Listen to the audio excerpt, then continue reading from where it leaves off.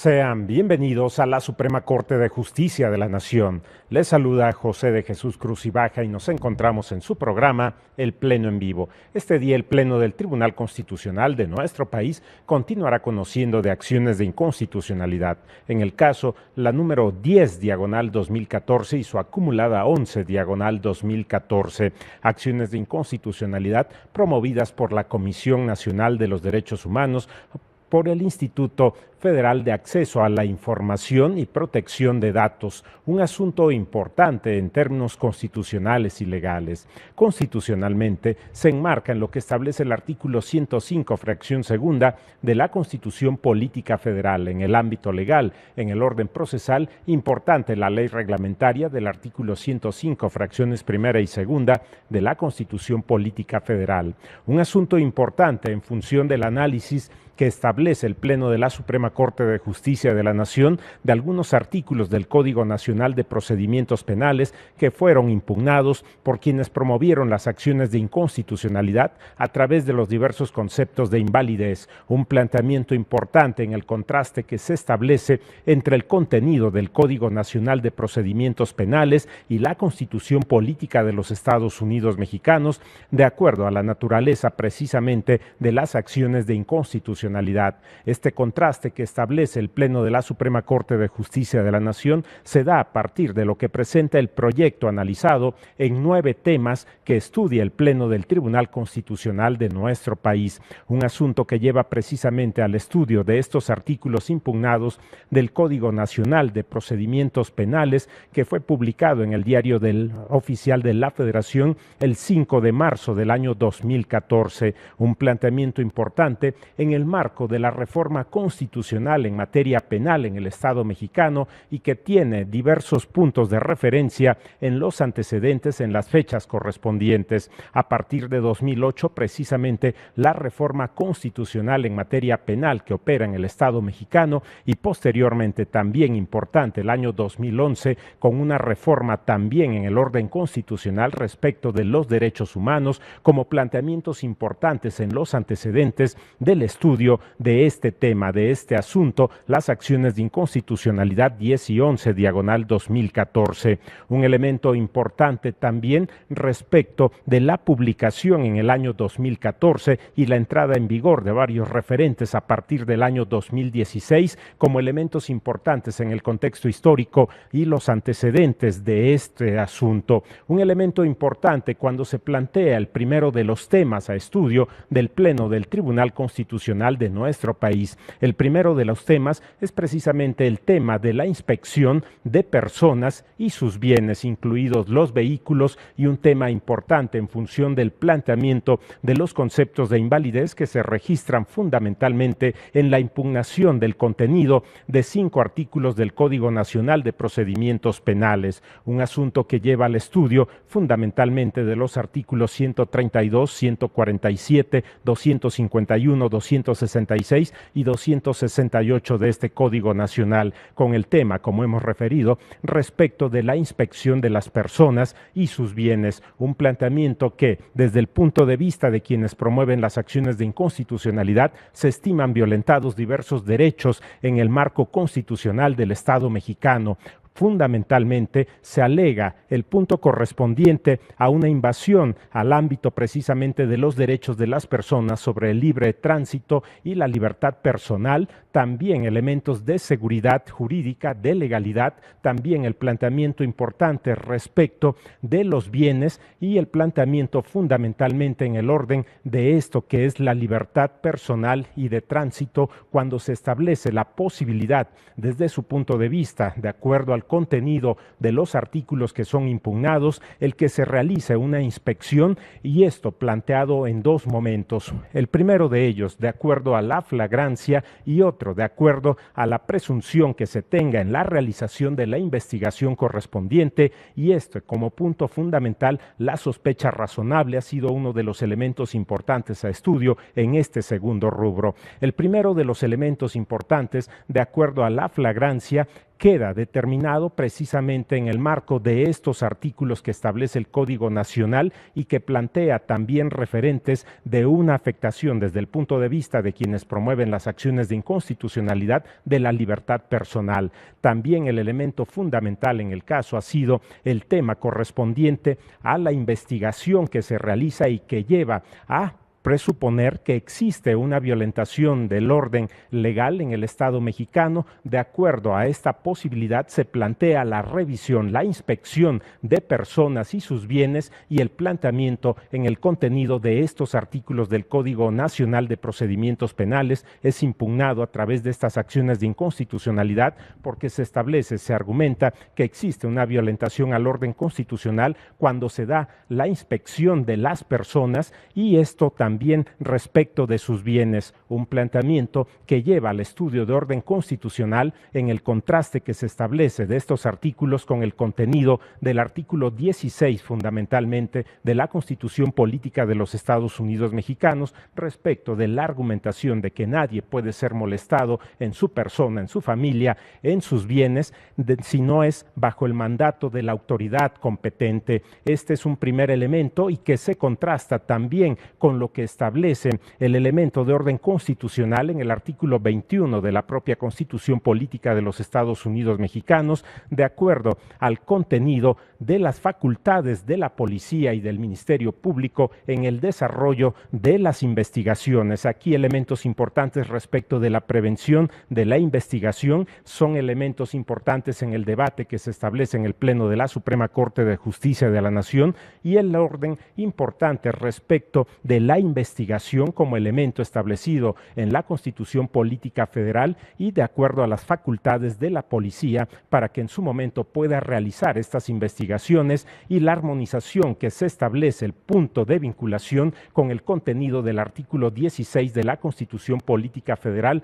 es importante para que en su momento el Pleno defina sobre la constitucionalidad o inconstitucionalidad de estos artículos del Código Nacional de Procedimientos Penales, elemento importante en función precisamente del contenido de estos 5 artículos y sobre todo el elemento fundamental en primer término sobre la inspección de las personas y sus bienes, considerados también en estos bienes los vehículos como elemento importante, como tema en el marco de los conceptos de invalidez y los temas que desarrolla el proyecto correspondiente. Un elemento importante, como hemos señalado, en función del estudio que se establece del artículo 16 y del artículo 21 de la Constitución Política Federal en este primer tema de los 9 temas que analiza precisamente el proyecto que estudia el Pleno del Tribunal Constitucional de nuestro país. Otro de los elementos, el segundo punto, el segundo tema que analiza el Tribunal Constitucional es precisamente el de las detenciones,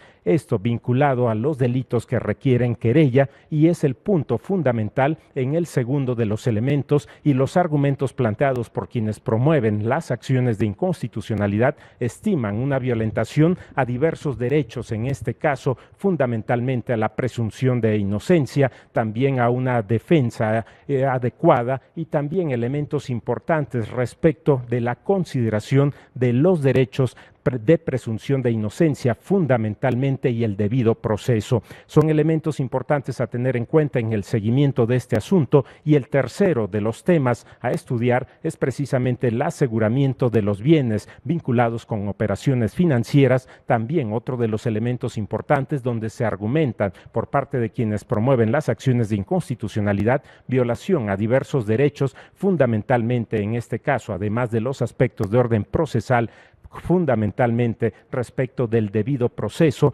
también una afectación al derecho de propiedad. Esto en el marco del estudio que se establece de esta, que es la acción de inconstitucionalidad número 10, diagonal 2014 y su acumulada 11, diagonal 2014, promovidas por la Comisión Nacional de los Derechos Humanos y por el Instituto Federal de Acceso a la Información y Protección de Datos en su momento. Estos son algunos de los elementos importantes a considerar con ustedes en el seguimiento de estos 9 temas que desarrollará el Pleno de la Suprema Corte de Justicia de la Nación en el estudio de estas acciones de inconstitucionalidad. Continúa en esta sesión ordinaria el estudio del primero de los temas, como ya hemos referido, el asunto de las inspecciones de personas, sus bienes, incluidos los vehículos, y continuará en el segundo de los temas con la detención y el tercero, el aseguramiento, esto que se vincula con las operaciones financieras, y posteriormente el desarrollo de otros temas donde se ubican precisamente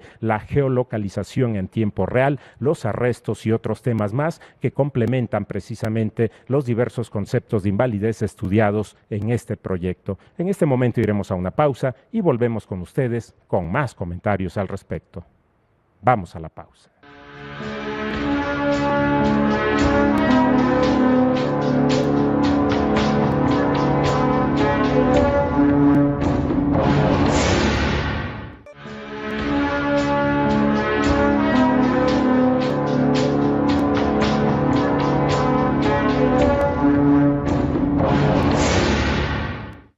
Se encuentra todo dispuesto para que dé inicio la sesión ordinaria del Tribunal Constitucional de nuestro país. En este momento, damos paso.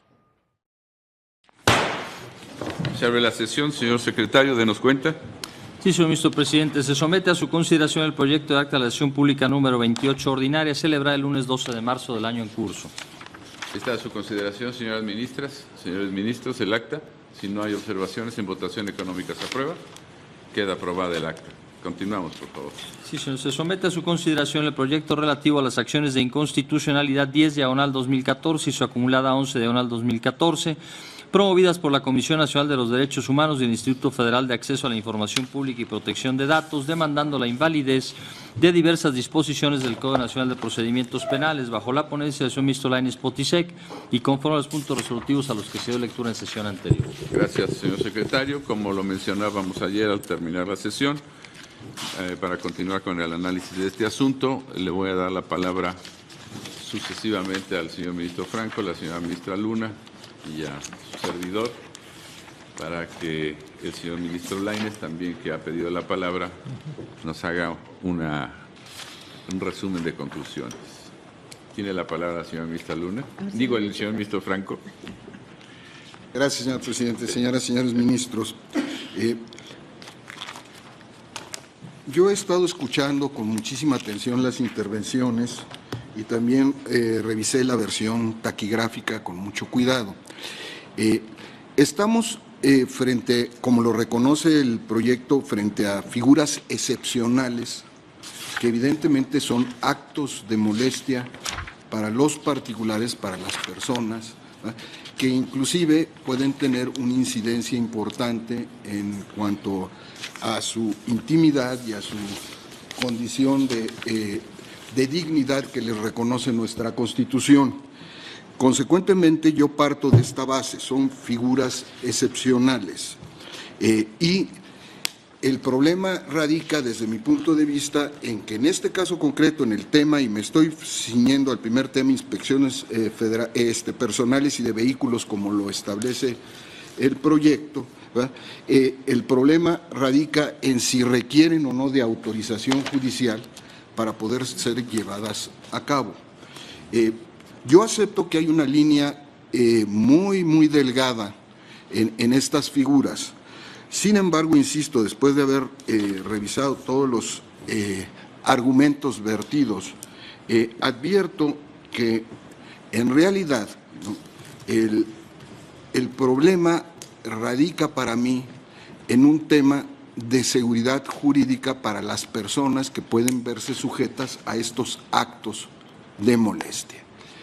Y desde este punto de vista hubo en particular dos intervenciones que me mueven a posicionarme en contra del proyecto. En el entendido de que también, de cualquier manera, yo venía en la idea de separarme de algunas de las consideraciones, reconociendo que el proyecto responde a una lógica metodológica del ponente absolutamente aceptable desde su punto de vista.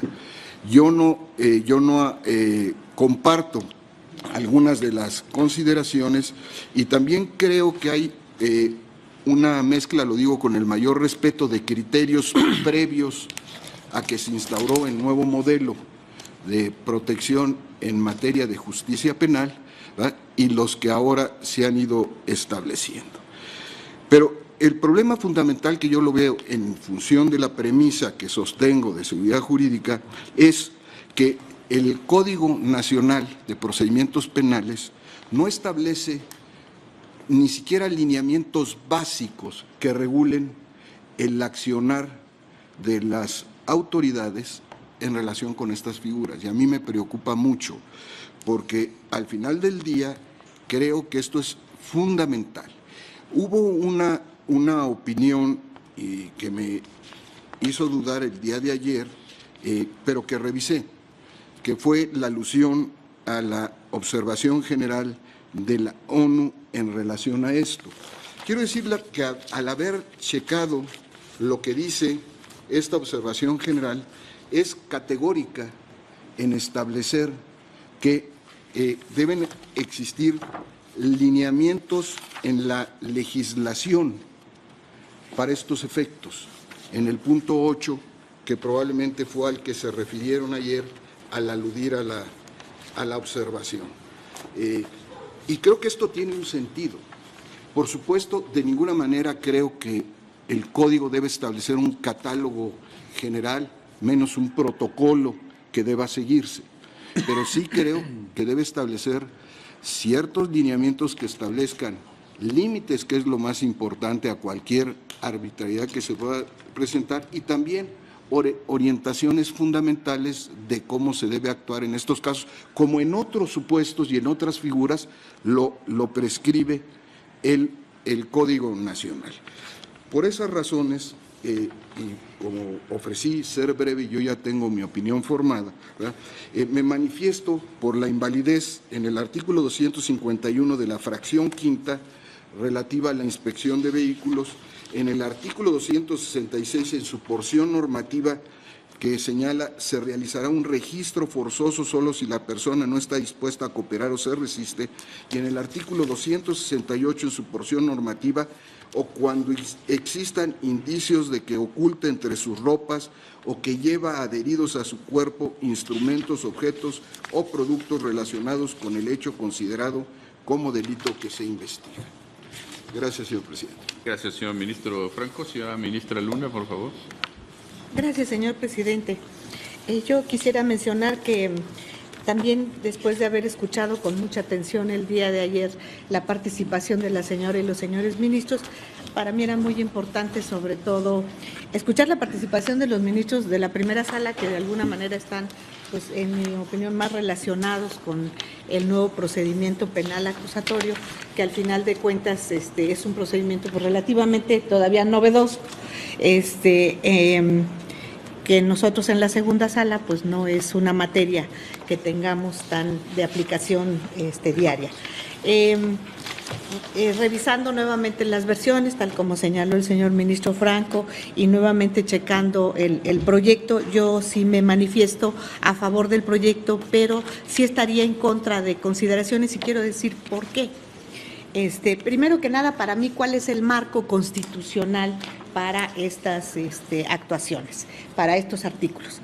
Se ha señalado en el proyecto y se ha señalado a través de las diferentes intervenciones en este pleno el artículo 21 constitucional, pero el artículo 21 constitucional se ha señalado solamente en su primer párrafo, en la parte donde se dice que se refiere a la investigación de los delitos que corresponden al MP y a los policías, los cuales actuarán bajo la conducción y mando de aquel. Si nosotros vemos el anterior artículo 21 constitucional, realmente el cambio sustancial que se da entre uno y otro es que de alguna manera lo que se establecía era que los policías eran auxiliares de la gente del Ministerio Público y desde luego también estaban bajo su mando. En este nuevo artículo lo que se establece es que la investigación de los delitos corresponde a cargo de los dos. Pero sí sigue estando bajo el mando del MP la policía. Pero hay otro artículo hay otro párrafo del artículo 21 que a mí me parece que no se está tomando en consideración y que en mi opinión sí debiera traerse a colación. que es el párrafo tercero del artículo 21 constitucional, que dice de alguna manera lo siguiente. Dice: la seguridad pública es una función a cargo de la Federación, las entidades federativas y los municipios que comprende la previsión de los delitos, la investigación y la persecución para hacerla efectiva. A mí me parece que este es un párrafo que tampoco puede dejarse de lado, que en mi opinión es parte del fundamento constitucional de lo que implica la persecución, la prevención, la investigación y la persecución de los delitos, que es precisamente lo que se hace en el Código Nacional de Procedimientos Penales. Entonces, con este marco constitucional y desde luego el artículo 73, fracción 23 de la propia Constitución, que otorga competencia al Congreso de la Unión para expedir las leyes reglamentarias y generales del artículo 21 constitucional. Este es para mí el marco constitucional de este asunto. Ahora, no podemos olvidar tampoco la Ley General del Sistema Nacional de Seguridad. Esta Ley General del Sistema Nacional de Seguridad, pues es la reglamentaria del artículo 21 constitucional. En su artículo primero nos dice: la presente ley es reglamentaria del 21 constitucional y tiene por objeto regular la integración, organización y funcionamiento del Sistema Nacional de Seguridad Pública, así como establecer la distribución de competencias y la coordinación entre la Federación, Estados y el Distrito Federal y los municipios en esta materia.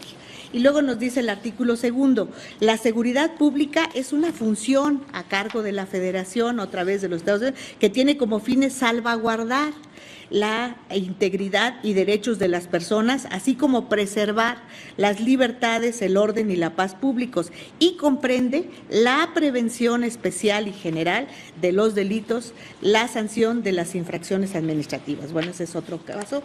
Y la función de seguridad pública se realizará en los diversos ámbitos de competencia por conducto de las autoridades policiales y de procuración de justicia. Para mí esto es importante porque al final de cuentas es la ley que reglamenta el artículo 21 constitucional.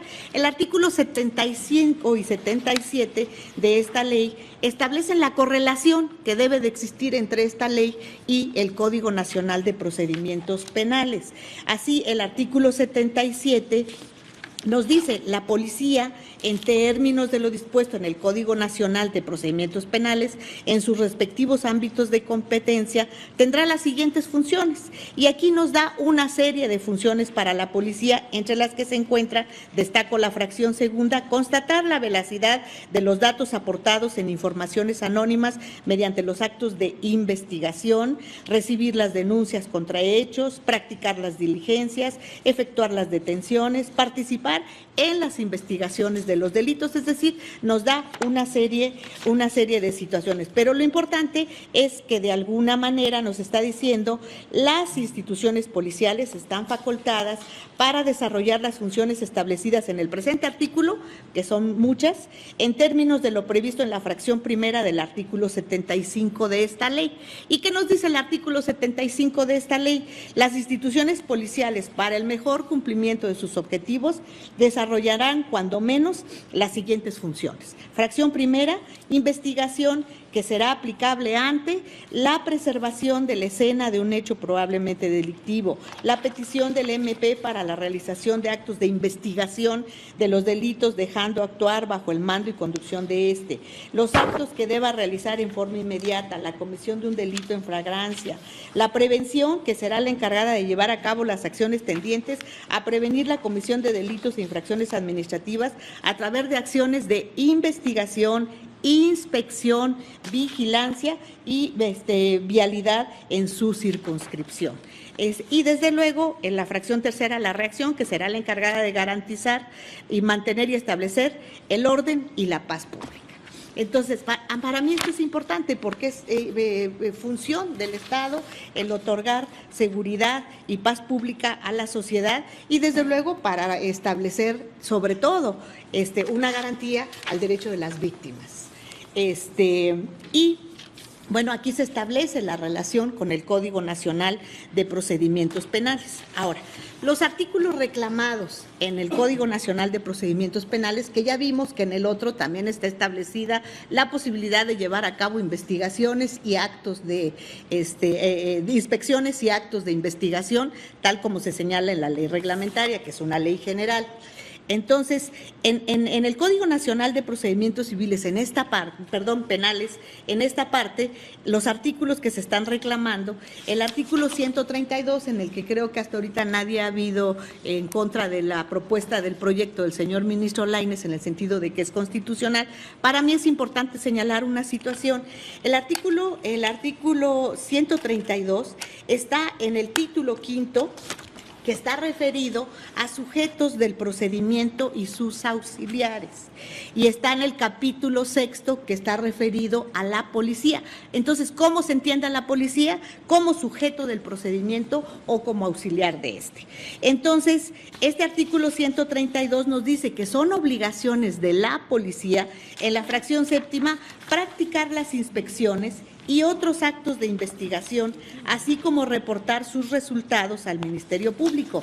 En aquellos que se requiera autorización judicial, deberá solicitarla a través del Ministerio Público. ¿Qué nos está determinando en este primer artículo? Pues la existencia genérica de inspecciones y de otros actos de investigación.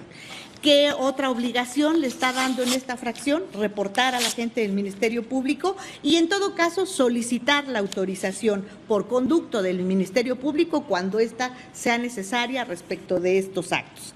Entonces, ¿qué quiere decir? Que la inspección que realicen los policías puede darse en tres momentos: el momento de prevención, el momento de investigación y el momento de persecución de los delitos.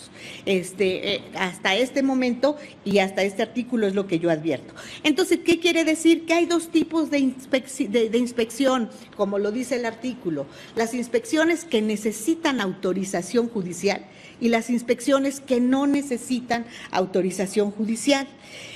Las primeras, yo las diría, son las de carácter preventivo, y las otras son las que se dan dentro de la investigación. Y ahora, dentro de la investigación, pues, o sea, las de carácter preventivo, yo lo que diría es: no hace falta en una investigación de carácter preventivo una autorización para que ésta se lleve a cabo, porque es parte de la función policial. ¿Para qué? Para preservar el orden, para preservar la paz pública, y se lleva a cabo a través de diferentes actividades y acciones la prevención. Los actos de prevención pueden eventualmente llegar a la flagrancia. Precisamente para eso son los actos de prevención. Ayer lo decía de manera muy clara el ministro Pardo Rebolledo. Precisamente los actos de prevención lo que pretenden es evitar que se lleven a cabo los delitos, y eventualmente esto puede dar lugar a que en un momento dado pueda en flagrancia detectarse la comisión de alguno de ellos conforme al artículo 147. Creo que tampoco hubo oposición en cuanto a este artículo por nadie de este pleno, en el sentido de que al final de cuentas en flagrancia, pues cualquiera, por supuesto los policías, pueden detener a quien se encuentre cometiendo un acto de esta naturaleza, y la flagrancia pues está definida por el propio artículo 146 del Código Nacional de Procedimientos Penales como aquella situación que se da en el momento en que se está cometiendo el delito. En ese momento puede detenerlo un policía o cualquier persona, o inmediatamente después. Ahora, en la prevención, si se dan estas inspecciones, en mi opinión son preventivas totalmente y no necesitan autorización alguna, y creo que de esa manera está tratado en el proyecto. Y luego viene la otra parte, en la investigación o persecución. Aquí también puede dar lugar a las inspecciones, y aquí es donde el Código Nacional nos está diciendo: en esta parte puede llevarse a cabo la inspección, algunas sin autorización y otras con autorización. Entonces, aquí lo importante para mí es determinar cuándo inicia realmente realmente la investigación. Pues la investigación, según el artículo 221 del Código Nacional de Procedimientos Penales, pues en realidad está iniciando a partir de que se determina un hecho presuntamente delictuoso en flagrancia o por noticia de cualquier manera que pueda darse, denuncia, querella, información anónima, la que sea, se tiene noticia de la posibilidad de comisión de un hecho delictivo. A partir de ahí empezó la investigación que de alguna manera en un primer plano pues va a estar ¿en qué? Pues en la cancha de la policía, porque es la primera que se entera, de la policía que tiene que reportarlo a la gente del Ministerio Público y si después de determinar que es procedente, pues lo pondrá a disposición del juez. Pero aquí tenemos otro artículo reclamado ya dentro de la investigación, que es el artículo 251. El artículo 251 lo que dice, actuaciones en la investigación que no requieren autorización previa del juez de control. Y los reclamados son la fracción tercera y la fracción quinta, que están referidas a la inspección de personas y a la inspección de vehículos. Y desde luego, entre ellas hay muchas otras actividades que no necesitan de la autorización del juzgador. Pero dicen, estas de alguna manera se consideran invasivas, se considera que debiera haber una autorización jurisdiccional o judicial para que en un momento dado se lleven a cabo. En mi opinión no, el artículo de manera abstracta, ayer lo decía el ministro Medina Mora, de manera totalmente abstracta, pues no puede estimarse inconstitucional. Si en un momento dado se acaba de cometer un delito y está la policía en ese momento tratando de evitar que se escape quien lo cometió, tratando de detenerlo en flagrancia porque está inmediatamente después de sucedido, pues si se da una inspección de personas, se trata de un centro comercial, de un lugar en el que existen salida, pues ¿qué hacen? Controlar la salida de las personas e ir revisando para ver si alguna de ellas no es la que cometió el delito. Para esa inspección de personas, ¿necesitan autorización de un juzgador? En mi opinión, no. En mi opinión, no la necesitan y está dentro de las posibilidades que los policías tienen que llevar a cabo precisamente aquí sí ya para la investigación, porque ya se dio la flagrancia o ya se dio la noticia de la comisión del delito. Y lo mismo en cuanto se refiere a la inspección de vehículos. Si están saliendo de determinado lugar y quieren revisar si no va escondida una persona en la cajuela, si no llevan determinado instrumento peligroso o algo, pues ¿por qué no la van a revisar? Claro que existe la posibilidad y la obligación de hacerlo.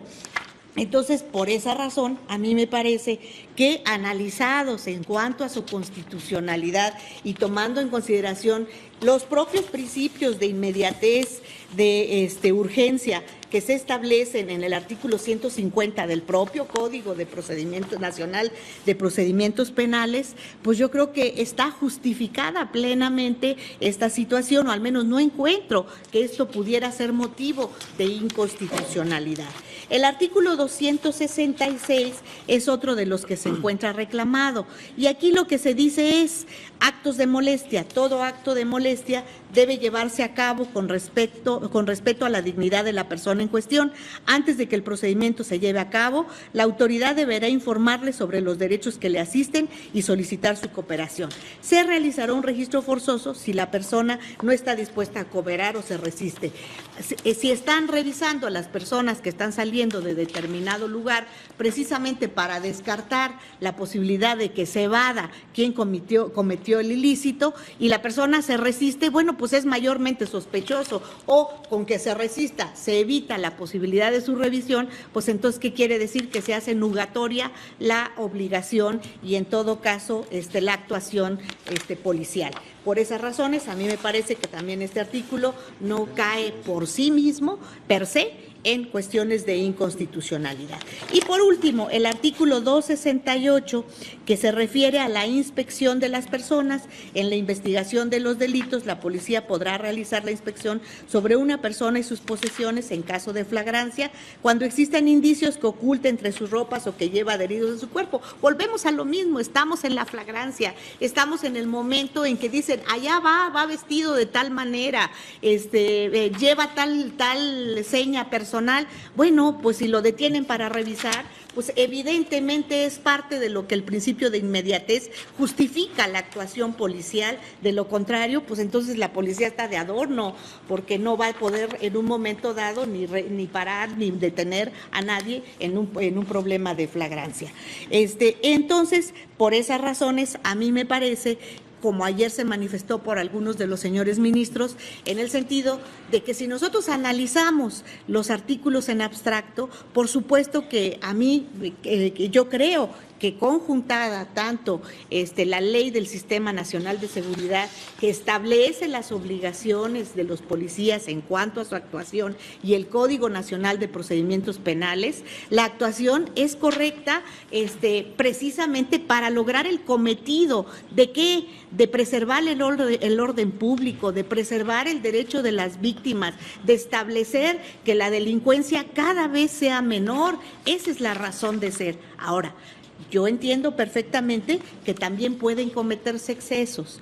Cuando eso se comete, pues evidentemente existe la posibilidad de que esto se lleve a cabo a través de una impugnación que, debo de decirles, tiene consecuencias, y consecuencias muy graves. El artículo 150 del Código Nacional de Procedimientos Penales, que se refiere al supuesto del caso urgente, y que para esto tiene que analizarse que se dé precisamente esta urgencia, esta inmediatez, esta flagrancia, se nos va si no revisamos lo que en este momento se nos está presentando en el lugar correspondiente. Nos dice en uno de sus párrafos: el juez de control determinará la legalidad del mandato del Ministerio Público y su cumplimiento al realizar el control de la detención. La violación a esta disposición será sancionada conforme a las disposiciones aplicables, y la persona detenida puede ser puesta hasta en libertad. Entonces, ¿qué quiere decir? Bueno, si hubo excesos en la detención, si hubo excesos en cuanto a la aplicación de estos artículos, pues esto está sujeto a una valoración precisamente ya por el juez de control, incluso con la situación de que puede echar abajo hasta la detención. Es decir, no es una cuestión sencilla el decir, ay, no, pues se actuó de manera indebida por parte de los policías o cumpliendo la orden de la gente del Ministerio Público, y con eso, perdone usted, no pasa nada. No, trae una consecuencia directa dentro del control. Entonces, por esas razones, a mí me parece que si analizamos los artículos en per se, como tal establecidos, yo creo que cumplen con una finalidad del Estado, que es precisamente establecer, primero que nada, la seguridad pública, preservar la seguridad, el orden público, y desde luego la parte más importante, la prevención, la investigación y la persecución de los delitos, que es la razón de ser establecida en el artículo 21 constitucional. Desde luego, sí, que esto puede tener una aplicación en el momento indebida, eso es sancionable y desde luego es impugnable. Y en todo caso, quien en un momento dado se exceda de esta situación, bueno, será motivo o bien de que el procedimiento no llegue a feliz término para poder determinar una culpabilidad, o bien incluso hasta en la responsabilidad del funcionario público que haya incurrido en algún exceso. Por estas razones, yo estaré con el sentido propuesto en el proyecto del señor ministro Lainez, pero sí me apartaré de consideraciones por las razones que he manifestado. Gracias, señor presidente. Gracias, señor. Elaboraré un voto concurrente. Gracias. Gracias, señora ministra. Yo también estoy de acuerdo con el proyecto en su sentido, en el reconocimiento de validez de las posiciones señaladas. Voy a leer esta nota para tratar de no extenderme mucho en mi argumentación.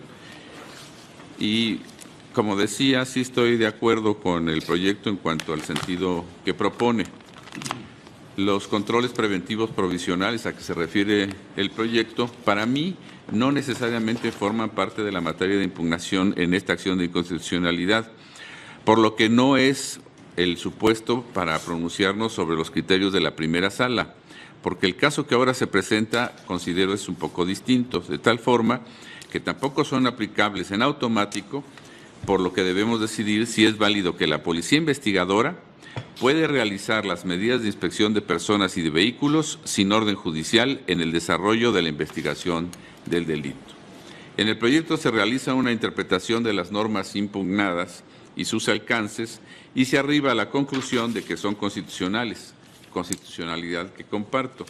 Sin embargo, me parece que el estudio de constitucionalidad de las normas impugnadas se debe hacer a partir de dos grandes rubros. Primero, dando contestación concreta y expresa a los planteamientos de la Comisión Nacional de Derechos Humanos sobre la exigencia de que los agentes de policía deben contar para realizar una inspección de personas o vehículos con una orden judicial. Y segundo, analizando la aducida vulneración a los derechos humanos de libertad personal y tránsito, seguridad jurídica, privacidad, integridad personal y de no injerencias arbitrarias, que son los argumentos de la Comisión Nacional de Derechos Humanos. Al respecto, no coincido totalmente con el proyecto en cuanto afirma que las inspecciones de personas y vehículos, por su naturaleza, no se encuentran sujetas a los estándares de validez previstos en el artículo 16 constitucional, por tratarse de controles preventivos provisionales, que deben ser acordes con los requisitos solo del artículo 21 de la norma fundamental. A mí me parece que el artículo 16 también es aplicable y que este y el 21 de la Constitución no son excluyentes entre sí, sino pueden entenderse como complementarios.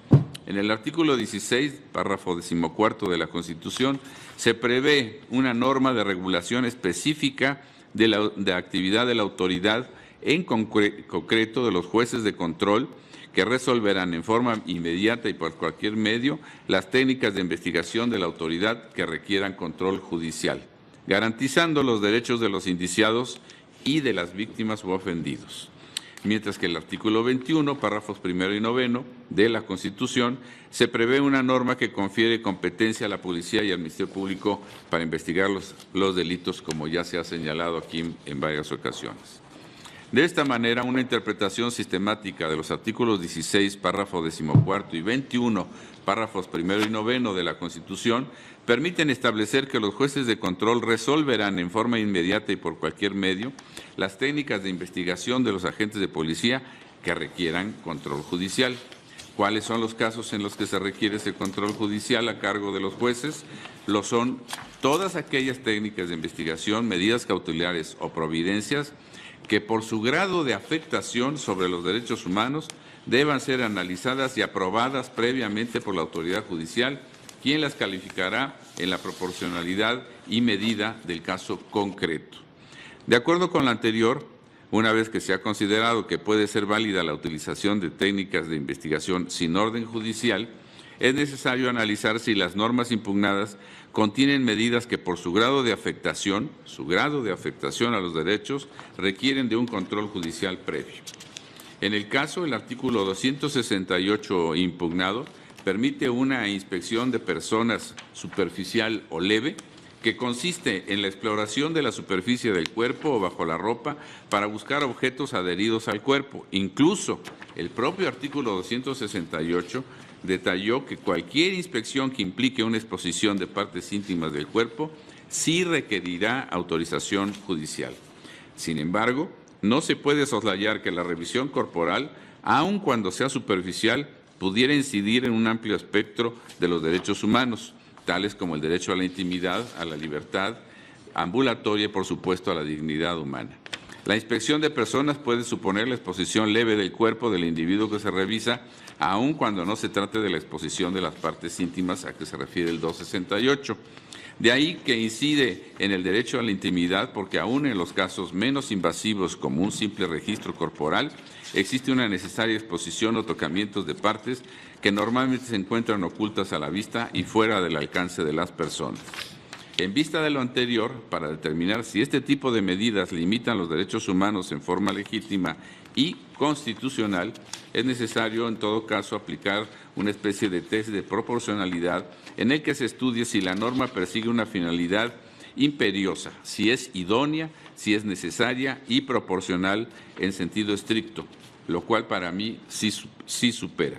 Las normas cuestionadas persiguen un fin constitucionalmente imperioso, pues buscan proteger los derechos humanos de la colectividad por razones de seguridad jurídica, tal como lo sostienen las autoridades responsables en sus informes, y se busca también proteger los derechos de las víctimas a la verdad, a la justicia y a la reparación.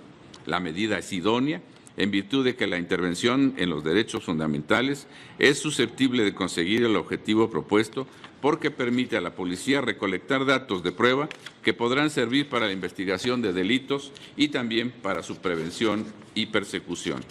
También la medida es necesaria porque es la más benigna con los derechos afectados, pues se trata de la opción menos invasiva de entre todas las posibles formas de inspección o intervención corporal. Y en este caso, la inspección de personas y vehículos se limita a una revisión superficial que no puede incluir alguna forma de lesión o daño a la integridad personal, ni una exposición o contacto indebido con las partes íntimas del cuerpo. Cuestión que ya en cada caso concreto valorará el juez y que podrá, en términos del propio 268, ser invalidada.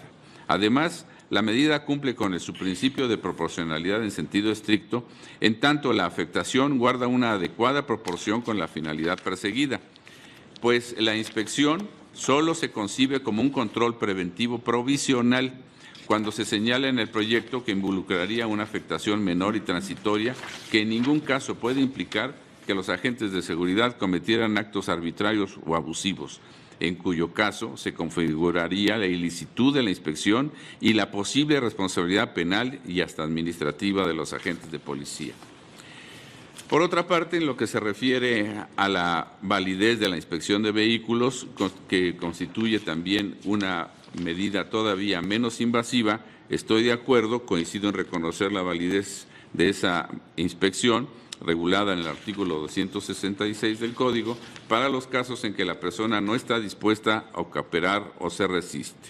El interés de persecución estatal y protección de los derechos de las víctimas a la verdad, a la justicia y a la reparación no puede quedar supeditado a la voluntad de la persona.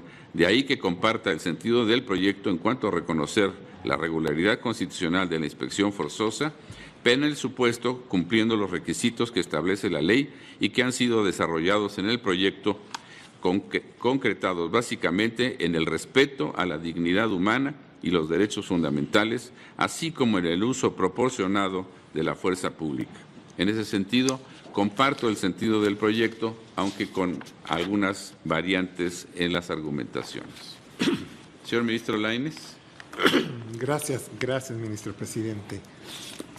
Voy a tratar de ser muy breve para este pronunciamiento final, sobre todo en esta explicación de dónde parte el proyecto y por qué partió así, y porque consideré que era muy enriquecedor retomar lo que ha sustentado la primera sala en varios de los asuntos que ya ha conocido y cómo se podría y por qué se armonizaban en este punto. Curiosamente, los asuntos que conoció la primera sala y del cual deriva esta, doctrina o teoría de la sospecha razonable y de cómo puede haber una aproximación de la autoridad policíaca sin que haya un mandamiento, derivaron, si no me equivoco, de casos de detención en flagrancia. ¿No? Son dos casos fundamentales que están aquí señalados en el proyecto, el 3463-2012, donde autoridades policíacas que transitaban por las calles cuando un quejoso les dice, cuando alguien les informa que el que después fue quejoso estaba por allá vendiendo droga. Se trasladan al lugar, cuestionaron, ven a una persona que coincidía con la descripción y le solicitan revisar una bolsa de plástico negro en la que encuentran efectivamente arma, dinero y cocaína. Y entonces viene la detención en flagrancia. Así fue consignada ante el MP y así se consignó, correcta en el sistema anterior, pero viene esto. El siguiente caso es el amparo en revisión 1596. La quejosa fue detenida con otro individuo por elementos de la Secretaría de Seguridad porque iba en exceso de velocidad en un taxi. Solicitan que apague el vehículo e inician una revisión preventiva a estas personas. Tras este registro vehicular y de la persona, encontraron una granada y una bolsa que contenía marihuana. También hay una consignación por flagrancia. Entonces, según yo, en la interpretación, en lo que leo de estos precedentes, el argumento de violación fue que hubo inspecciones que no tenían mandamiento escrito de la autoridad, que luego llevaron a flagrancia. ¿Sí? Párrafo 107 del primer antecedente dice la primera sala: no obstante la delimitación anterior, en el presente caso el recurrente plantea una problemática jurídica que requiere de un análisis de constitucionalidad que es previo a la determinación de la legal detención en flagrancia. Es decir, ¿cuáles son las condiciones que justifican un acto de molestia para el gobernado con motivo de señalamiento de una denuncia informal de que la persona estaba por allá cometiendo el delito, el cual no es objetivamente visible? Fue descubierto con motivo del acercamiento. En el párrafo 115, el mismo precedente, se nos dice: esta detención de la persona que se realiza por un agente de la autoridad en virtud de haber presenciado que está en la actualización, de la sospecha razonada, no existe la condición fáctica descrita. La comisión del delito no es evidente y apreciable en forma directa. Como bien lo dijo el ministro Gutiérrez. El ministro Gutiérrez, pues, como bien lo dijo el ministro Gutiérrez Ortiz Mena, desde luego no hay sospecha para detener en flagrancia. Tiene toda la razón, ¿de acuerdo? Tiene toda la razón. Lo que creo que es rescatable de estos precedentes de la primera sala es que nos explican por primera vez cómo sí puede haber estos actos de molestia a la libertad deambulatoria temporal, aunque no se esté en flagrancia, es decir, aunque no se esté viendo el delito. Veamos los antecedentes de este caso. Tiene razón. Cuando llega la policía y ve y presencia directamente, pues no es una inspección previa. Yo pretendí recogerlo en el proyecto a partir del párrafo 87.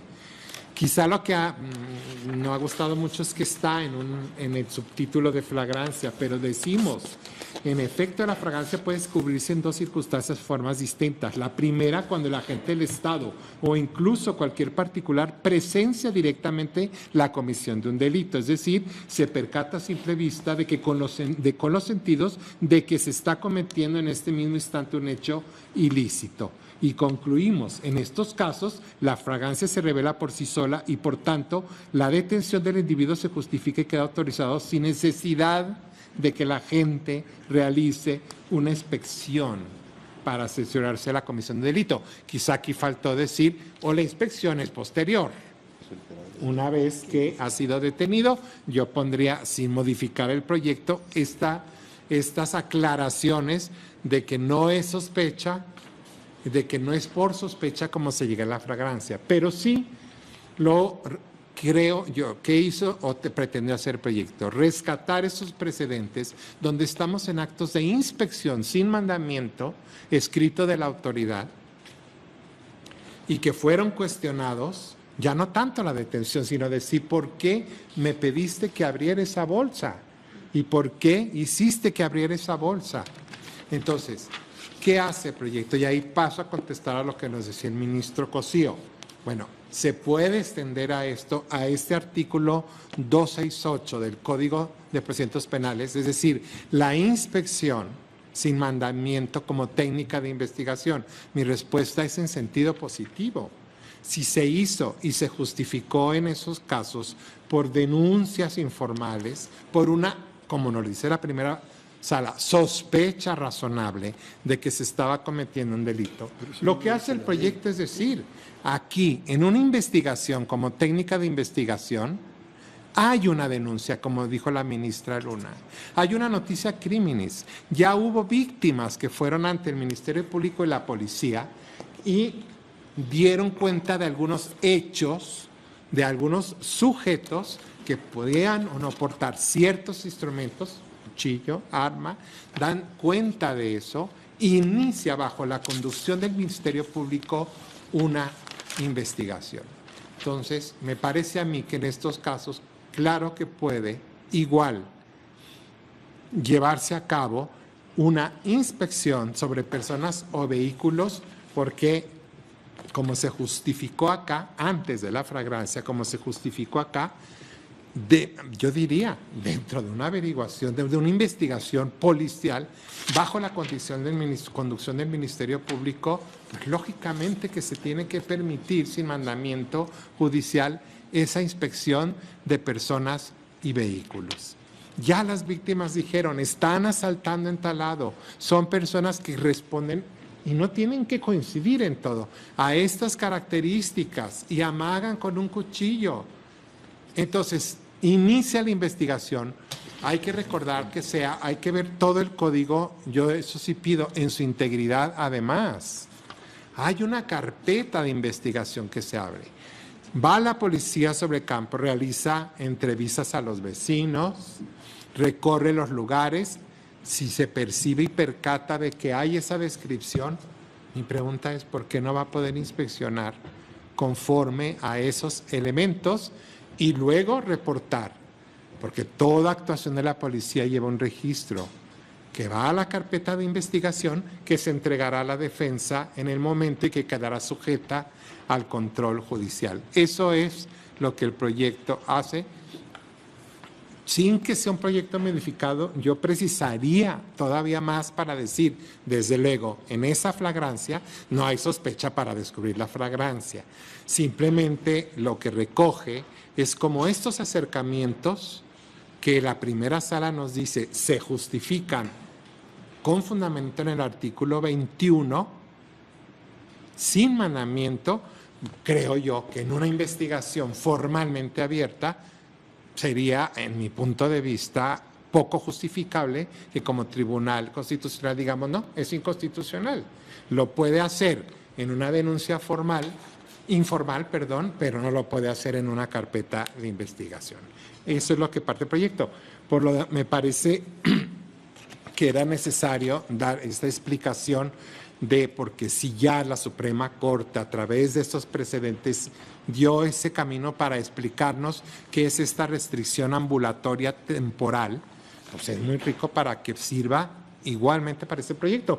Me gustó y es muy plausible la explicación que nos da el ministro presidente. Es otra interpretación sobre cómo armonizar el 16 con el 21. También es digamos, plausible, pudiera ser esa. Yo explico por qué me parece que estos precedentes son ricos y servirían, y en ese punto yo mantendría el proyecto. Finalmente, el ministro Pérez Dayán me decía por qué en la parte de la explicación de la fuerza de la policía, si hacer llamar o traer al proyecto precedentes de la ley de seguridad pública, mal llamada ley Atenco. A mí me parece que son supuestos distintos. Yo preferiría, y el proyecto lo dice en una parte, no estamos viendo aquí operativos policíacos que obedecen a otra lógica. Entiendo que allá lo que vimos es cómo la fuerza pública enfrenta una agresión o tiene que manejarse en una manifestación que sale de control o en un acto multitudinario, hasta dónde o cómo tiene que llegar a la fuerza pública. En ese punto, si me permiten, yo mantendría el proyecto así porque ha sido muy rico todas las opiniones de cada uno. Lo que yo conjugue en el proyecto, pues lógicamente otros no estarán de acuerdo. Yo prefería mantenerlo y que quien considere pertinente, y así se ha dicho, exprese su voto concurrente. Gracias, presidente. Gracias, señor ministro. Yo sugiero que tomemos una votación doble. Primero, respecto de los artículos 132, fracción séptima, y 147, tercer párrafo, donde he percibido que hay quizá una unanimidad en este sentido.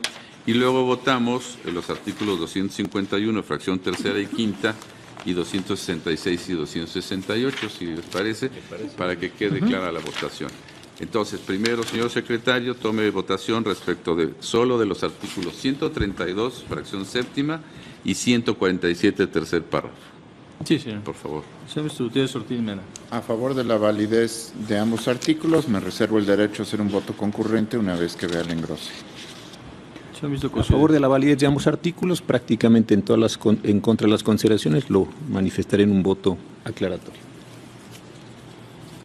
Señor ministro Ana Ramos. También estoy por la validez de los artículos, apartándome de consideraciones y reservándome el derecho de formular un voto concurrente.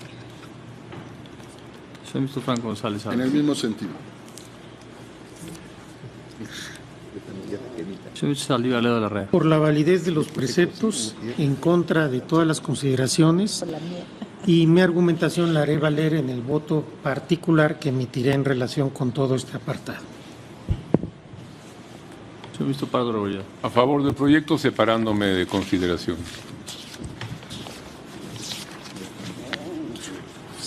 Señor ministro Piña Hernández. Por la validez de los artículos señalados, apartándome de consideraciones. Señor ministro Medina Mora. Por la validez de ambos preceptos. Señor ministro Lainez Potasio. Por la validez de ambos. Señor ministro Pérez de Aya. Por la validez de ambos artículos, sin considerar la parte introductoria.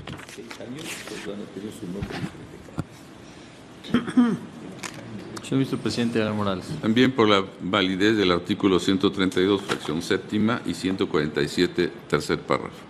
Señor ministro presidente, me permito informarle que existe unanimidad de 11 votos a favor de la propuesta del proyecto en cuanto a reconocer la validez del artículo 132, fracción séptima, y 147, párrafo tercero.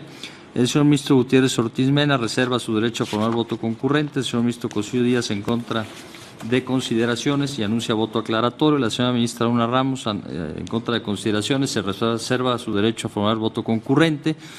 En los mismos términos, el señor ministro Franco González Salas en contra de consideraciones y reserva su derecho a formar voto concurrente. El señor ministro Saldívar Ledo de la Rea en contra de consideraciones y anuncia voto particular. Los señores ministros Pardo, Rebolledo y Piña Hernández en contra de consideraciones y el señor ministro Pérez Dayán se pronuncia en contra de las consideraciones del estudio introductorio. Muy bien. Les recuerdo, desde luego, señoras y señores ministros, que pueden formular los votos que consideren necesarios, aun cuando no lo anuncien en la sesión.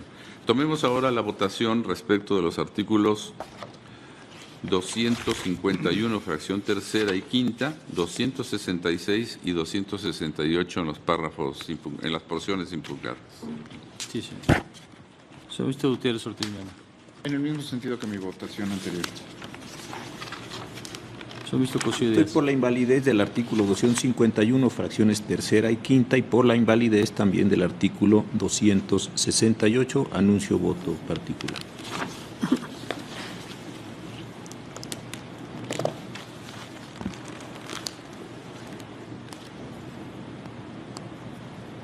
Señor ministro Luna Ramos. También estoy por la validez, apartándome de consideraciones y reservándome el derecho de formular voto concurrente.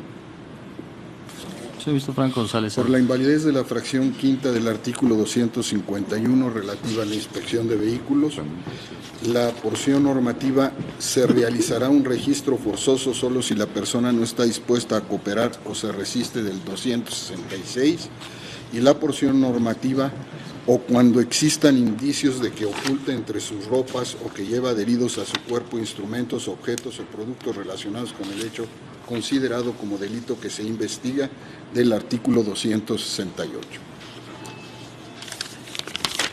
Señor Saldívar Ledo de la Rea. Por la invalidez del artículo 251 en sus fracciones tercera y quinta. Por la invalidez del artículo 266 en la parte que dice: se realizará un registro forzoso solo si la persona no está dispuesta a cooperar o se resiste.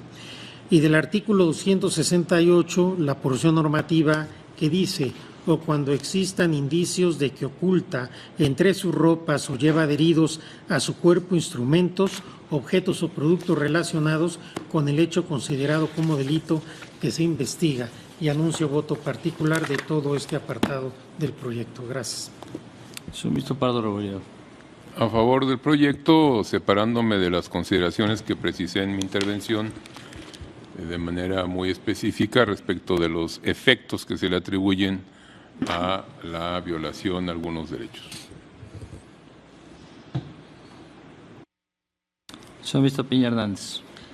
Por la invalidez de las fracciones tercera y quinta del artículo 251 y por la invalidez de la regla consistente en que se realizará un registro forzoso solo si la persona no está dispuesta a cooperar o si se resiste, que se encuentra en el artículo 266. Y con relación al artículo 268, por la invalidez del supuesto que establece o cuando existan indicios de que oculta entre sus ropas o que lleve adheridos a su cuerpo instrumentos, objetos o productos relacionados con el hecho considerado como delito que se investiga. Señor ministro Medina Mora. Yo estoy con el proyecto por la validez de los preceptos, con los matices que señalé ayer y adhiriéndome además a la objeción que hizo el ministro Pardo respecto del efecto corruptor de las pruebas en como está tratado en el proyecto. Señor ministro Lainez Potisek. Por la validez. Señor ministro Pérez Dayán. Es infundado el concepto de invalidez y por tal razón, con la validez de los artículos cuestionados. He entendido de que las razones que sustentan el proyecto no son las compartidas por la mayoría de este Pleno y no son los parámetros a los que se deben de regir los operadores jurídicos. Señor ministro presidente Aguilar Morales. También por la validez, como lo propone el proyecto, de los artículos 251, 266 y 268 en sus porciones impugnadas. Y también me adhiero a la observación que señalaron el ministro Medina Mora y el ministro Pardo. Señor ministro presidente, me permito informarle que por lo que se refiere al artículo 251, fracción tercera, existe una mayoría de 8 votos a favor de reconocer su validez, con voto en contra de los señores ministros Cosío Díaz, Saldívar Ledo de la Rea y Piña Hernández. Por lo que se refiere al artículo 251, fracción quinta, existe una mayoría de 7 votos por reconocer la validez, con voto en contra de los señores ministros Cosío Díaz, Franco González Salas, Saldívar Ledo de la Rea y Piña Hernández. Por lo que se refiere al artículo 266 en la porción normativa respectiva, existe una mayoría de 8 votos por reconocer su validez, con el voto en contra de los señores ministros Franco González Salas, Saldívar Ledo de la Rea y Piña Hernández. Por lo que se refiere al artículo 268 en la porción normativa respectiva, existe una mayoría de 7 votos por reconocer la validez, con voto en contra de los señores ministros Cosío Díaz, Franco González Salas, Saldívar Ledo de la Rea y Piña Hernández. Además, por lo que se refiere a las consideraciones, el señor ministro Gutiérrez Ortiz Mena reserva voto concurrente, el señor ministro Cosío Díaz vota en contra de las consideraciones. El señor ministro Pardo Rebolledo en contra de consideraciones, y especialmente por lo que se refiere a los efectos de las violaciones advertidas, al igual que el señor ministro Medina Mora, el señor ministro presidente Aguilar Morales y el señor ministro Pérez Dayán, en contra de consideraciones y con precisiones sobre sus efectos respecto a los operadores jurídicos. Yo también me aparté de consideraciones, presidente. Sí. La señora ministra Luna Ramos también. Tome nota la secretaria. Antes de hacer la declaratoria de resolución, esto tiene la palabra el señor ministro. Gracias, señor presidente. El artículo 43 de la ley reglamentaria dice que para que resulten obligaciones las consideraciones que sustenten el sentido, tiene que haber una votación de 8 o más. Creo que estas no se alcanzan, de forma tal que me parece que no son obligatorios los precedentes en este sentido. Lo digo porque cuando estos asuntos bajan a sala generan muchas condiciones operativas si estamos o no vinculados, pero creo que vale la pena de una vez verlo así, en el sentido de que no se han logrado los 8 votos por la diferencia muy importante que han manifestado cada quien, los que estamos a favor o en contra. Creo que eso es lo menos importante y creo que no genera esta condición de obligatoriedad del presente, simplemente lo quería manifestar para efectos de la obligatoriedad del propio presente en sala. Gracias, señor presidente. Independientemente de la resolución y las votaciones y eso, les pregunto, señoras y señores ministros, ¿están de acuerdo con la observación del señor ministro Cosío? ¿De acuerdo? A ver. Bueno, acá, señor presidente, sostiene que no es obligatorio el criterio porque no se alcanza mayoría de 8 votos. Entiendo, en las consideraciones. ¿Por lo que respecta a la propuesta de validez? No, la validez desde luego se ha logrado, porque tenemos los votos que ya declaró el señor secretario. Me refiero a la condición de obligatoriedad del precedente. ¿Cuál es la razón que se está señalando en este caso? Si hay posibilidades de investigaciones o no investigaciones, etcétera. Creo que no hay una conjunción de 8 razones iguales entre la totalidad de quienes están desde luego a favor del proyecto para generar una condición de obligatoriedad, como dice el artículo 43, de las razones que sustenten el sentido del fallo. Esa era mi preocupación, porque al llegar a sala nos hemos encontrado con el problema en diversas ocasiones de si los integrantes de la sala, en este caso los que estamos en una condición, va a ser una votación 3-2 en la sala, estamos o no obligados por esta decisión respecto al modo en que tenemos que operar inspecciones, etcétera, lo que se ha discutido esta mañana. Creo yo que por la diversidad de razones, por la fragmentación de los criterios, por la manera en cómo se están pronunciando, no se alcanza esa mayoría para efectos de obligatoriedad. Lo del precepto yo no me meto, eso ya está votado y lo ha declarado bien el señor secretario. Esa era mi preocupación para un asunto, insisto, que a partir del miércoles de la semana que él será operativo en sala, como pasa todos los miércoles. Esa era mi preocupación, señor presidente. Gracias. Gracias. Señor ministro Pardo. Adelante, señor presidente. Señor ministro Pérez Dayán. Gracias, señor ministro presidente. Cuando en casos como estos lo que se vota es el artículo en lo concreto, evidentemente alcanzando una votación así, 8 que consideran que la norma en lo genérico y en función del concepto de invalidez se debe considerar válida, serán las precisas consideraciones de la mayoría de esos 8 las que prevalezcan en el engrose. Ciertamente hoy, como cuando hice mi pronunciamiento sobre estos 2 artículos, evidentemente queda claro que las consideraciones mayoritarias no son las del proyecto. Los proyectos que se vuelven sentencia se convierten en precedentes obligatorios para los operadores jurídicos del sistema. De considerar que ello implicaría que lo que aquí se dice, a pesar de no haber tenido esa mayoría, es la regla a seguir, muy en lo particular que aquí se habla de la invalidez de la prueba, la ineficacia de la prueba y algunas otras cuestiones. Yo creo que no habiendo consenso mayoritario sobre quienes pensamos que son válidas, la declaratoria de que este no es un precedente obligatorio en ese sentido es pertinente. Me adhiero a la solicitud del señor ministro Cosío, pues es precisamente la que esgrimí al votar este caso. ¿Estarían de acuerdo entonces con la propuesta en el sentido de que conforme al artículo 43 de la ley reglamentaria del artículo 105, contrario sensu, no es obligatoria esta consideraciones que sustentan la validez de las normas? Señora ministra Luna. Gracias, señor presidente. Sí, en cuanto a las razones, yo creo que tiene todas las razones, señor ministro Cosío.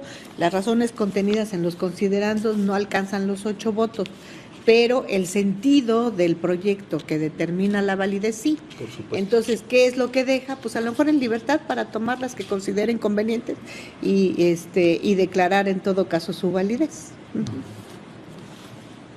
Señor ministro Medina Mora. Yo entiendo, obviamente, que hay una disposición expresa. No obstante, mi lectura es, y me parece relevante, que la constitucionalidad de los preceptos y la declaratoria que aquí se hace, pues, sí nos obliga. Las consideraciones a partir de las cuales se llega a ella, ¿no? Porque si no, sería absurdo que aquí declaremos la constitucionalidad y luego en salas, por razones distintas, declaremos la inconstitucionalidad de los preceptos. Obviamente, las consideraciones que llevan a esta circunstancia, que no son menores en cada caso concreto, pues obviamente no han generado, como es casi normal en las resoluciones de este Tribunal Pleno, es raro que en los asuntos tengamos 8 votos por todas las consideraciones, es raro, si no casi inexistente. Señor ministro Pardo.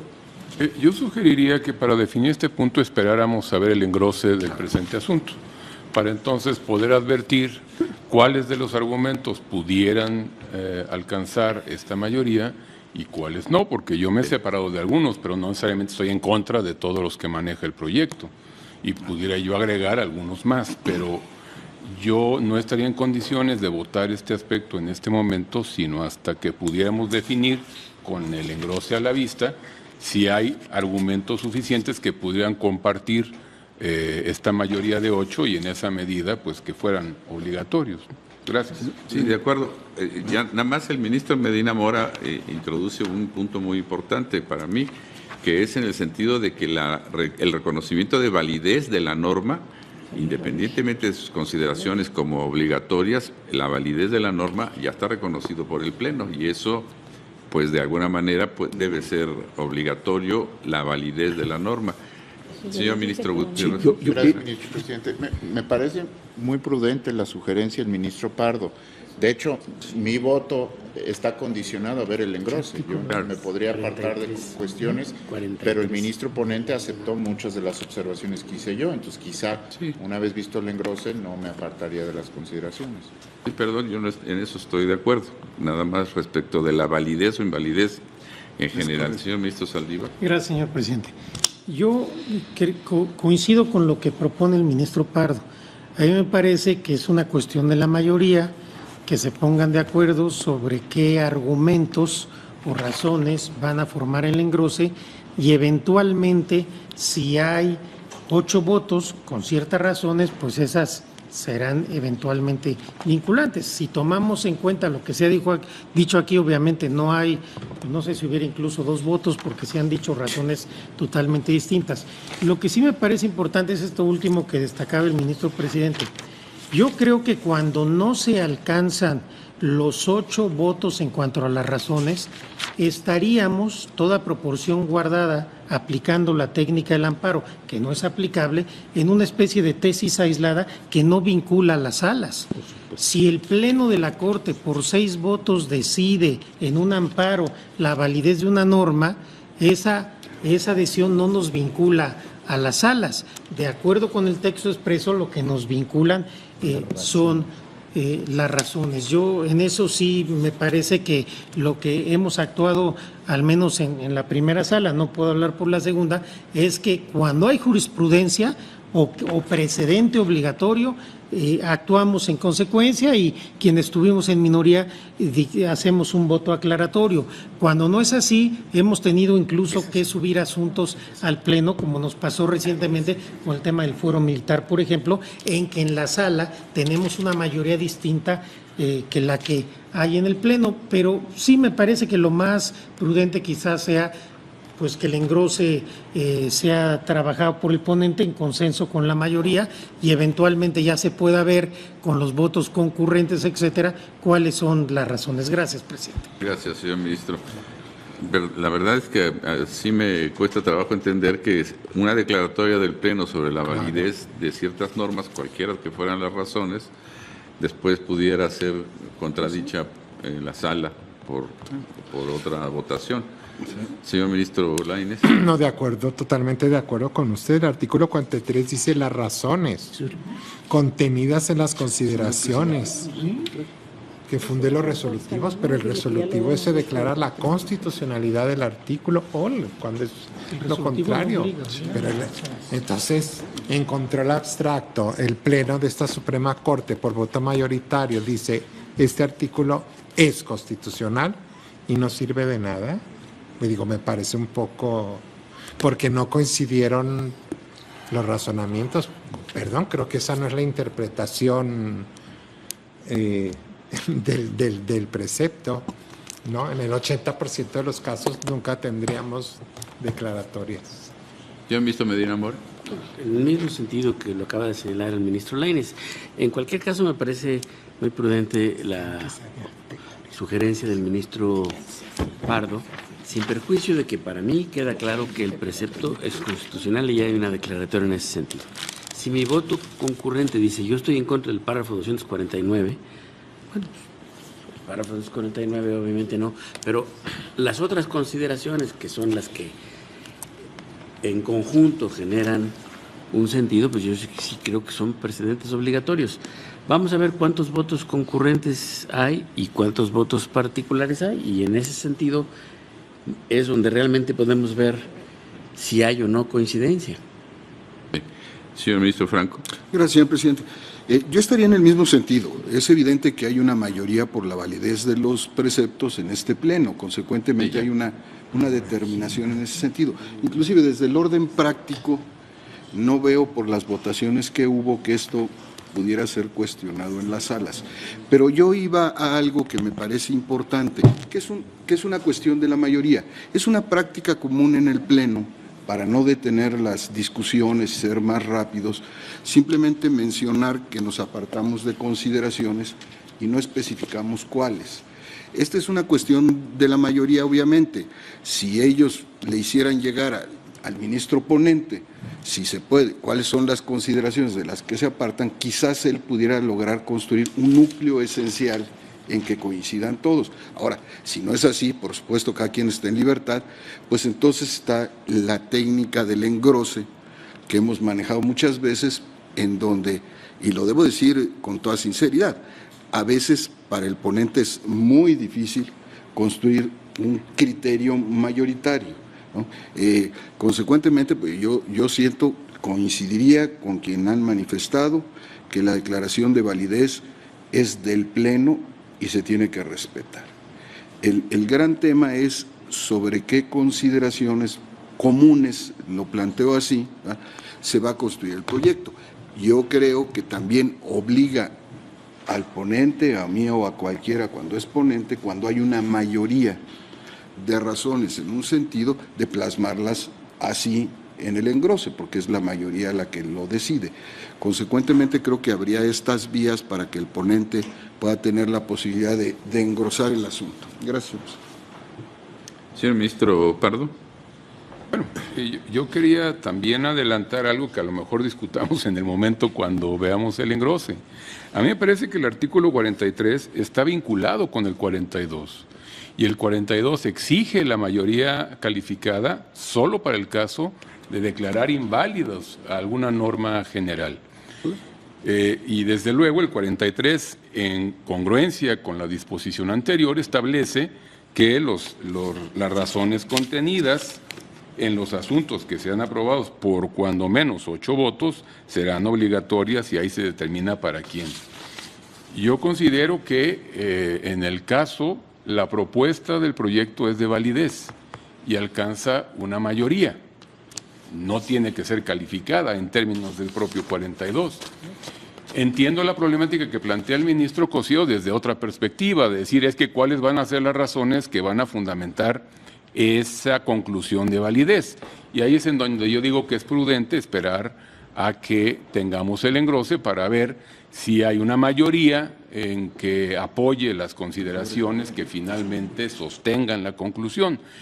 Pero yo creo que la mayoría de 8 votos en consideraciones no es aplicable para cuando se decreta la validez de la norma, porque entonces llegaríamos a la misma conclusión de que si no hay 8 votos por los razonamientos correspondientes, entonces estaríamos en presencia de una desestimación de la propia acción, y la consecuencia sería que no habría un punto resolutivo en ese sentido. En fin, yo entiendo que esto puede ser discutible y que a lo mejor me estoy adelantando, pero yo sí quisiera exponer desde ahora esta reflexión. Gracias, señor presidente. Gracias, señor ministro Pérez Dayal. Gracias, señor presidente. Cuando solicité la palabra, precisamente es lo que iba a comentar.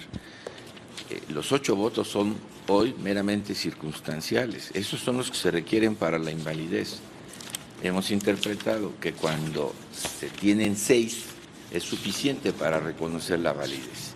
¿Y qué son las consideraciones en términos del acuerdo al que ha llegado este Pleno a partir de eliminar la elaboración de tesis sobre puntos concretos que se abordan en la acción de inconstitucionalidad y tomar el criterio de que son precisamente los razonamientos los que obligan?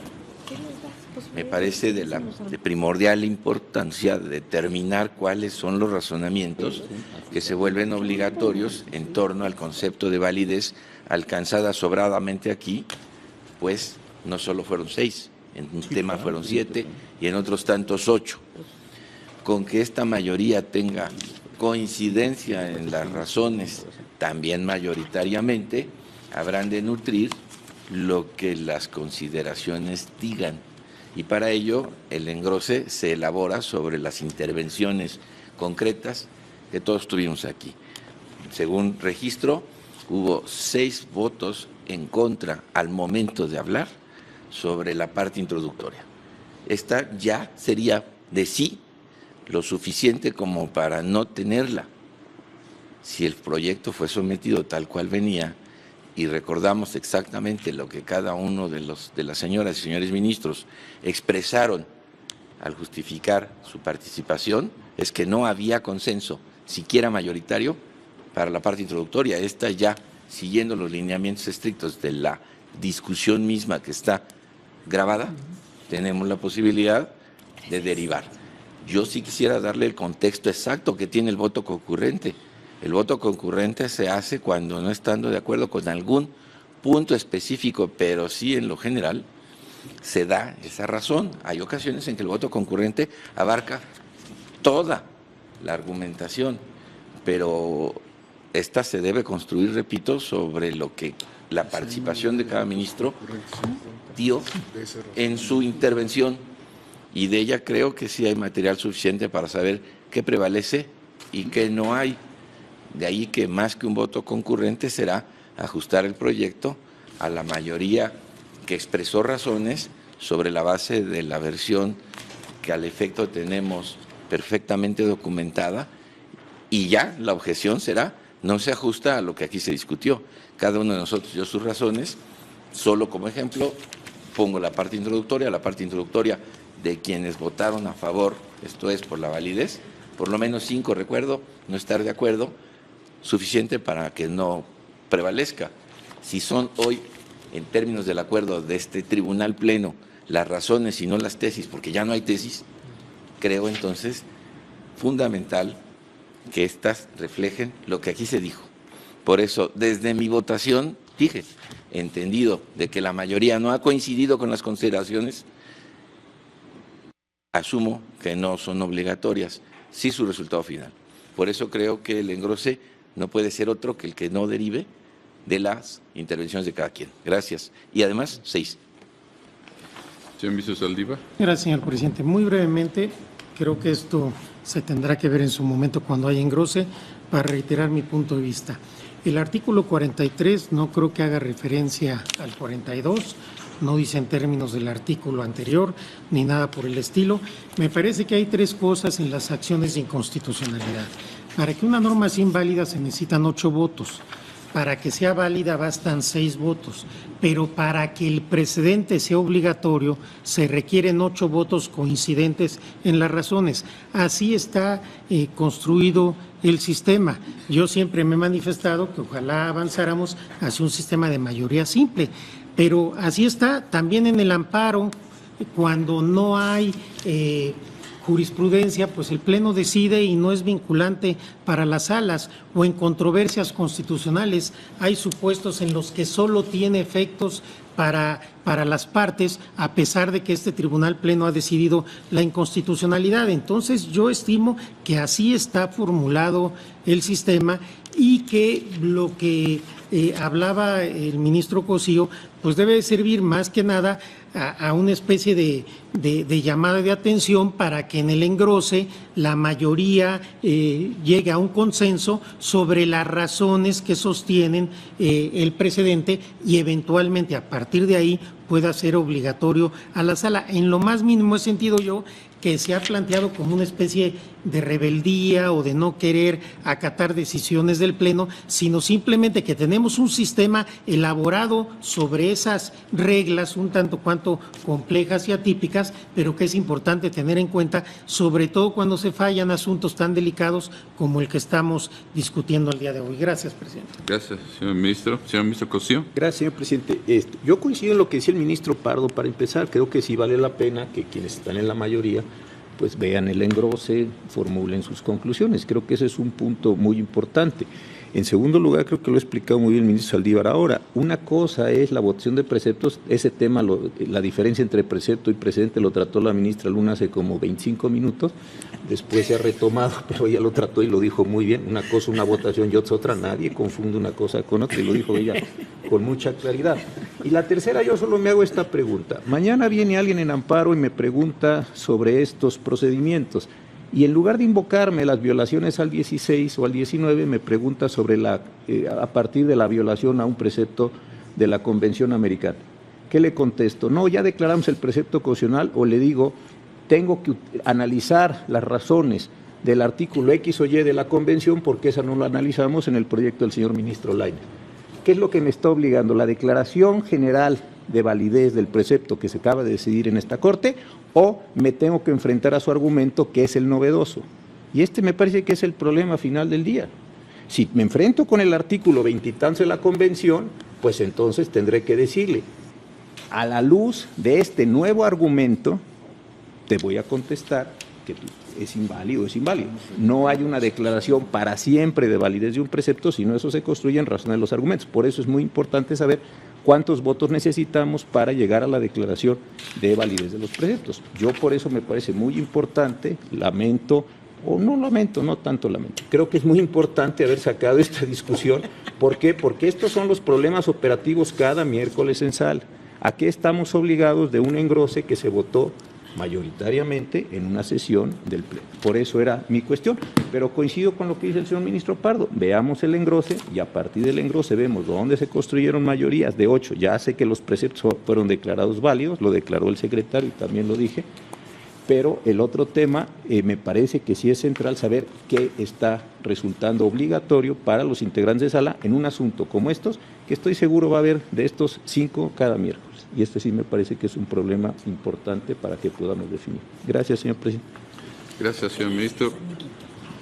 Yo no coincido con muchas de esas argumentaciones. Para mí, como si el Pleno está determinando la validez de una norma, después se pueda decir que no. Está el artículo 40 de la ley reglamentaria que establece la posibilidad del Pleno de la Suprema Corte para suplir todo lo que sea necesario, invocar convenios, tratados o lo que sea, aunque no se hubiesen argumentado. De tal modo que se debe entender que si se está haciendo un pronunciamiento al respecto es porque el Pleno de la Suprema Corte lo confrontó con cualquiera otra de las argumentaciones, dada la posibilidad que tiene el Pleno sin límite de hacer la suplencia de la queja. Por otro lado, para mí, independientemente de los argumentos con que se haya hecho valer las consideraciones, para mí la declaratoria de validez de la norma pues debe tener un sentido extenso y no solamente limitado a esta sentencia, y luego ya se pueda decir lo contrario en otra resolución. Y por último, para facilitar, si quiere el señor ministro, en alguna medida el engrose, yo puedo transitar con el sentido y las consideraciones de su proyecto, y mi voto sería adicionar razones, que fue las que expresé, a las que están expuestas en el proyecto. Gracias.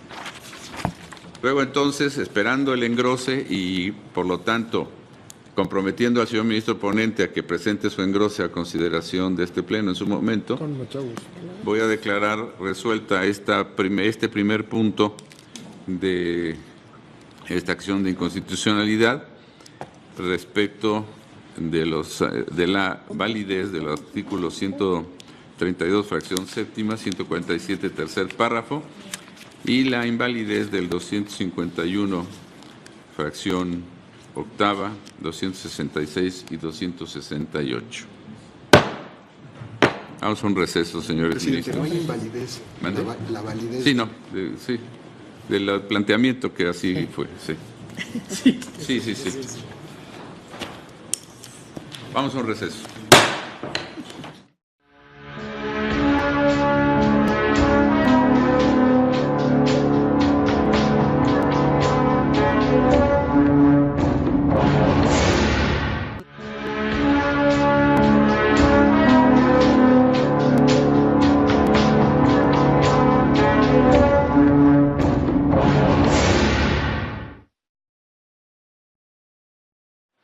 Se reanuda la sesión. Señor ministro Lainez, por favor, para continuar con el asunto. Gracias, ministro presidente. Es el tema número 2. La cuestión que nos corresponde resolver en el presente apartado, que se desarrolla a partir de la página 68, es si el artículo 148 del Código Nacional, que prevé la detención en flagrancia por delitos que requieren querella, es o no constitucional. Pues a juicio de la Comisión Nacional de Derechos Humanos, la detención en flagrancia no se justifica para delitos que no se consideren especialmente graves, tales como los que requieren de la querella para su persecución.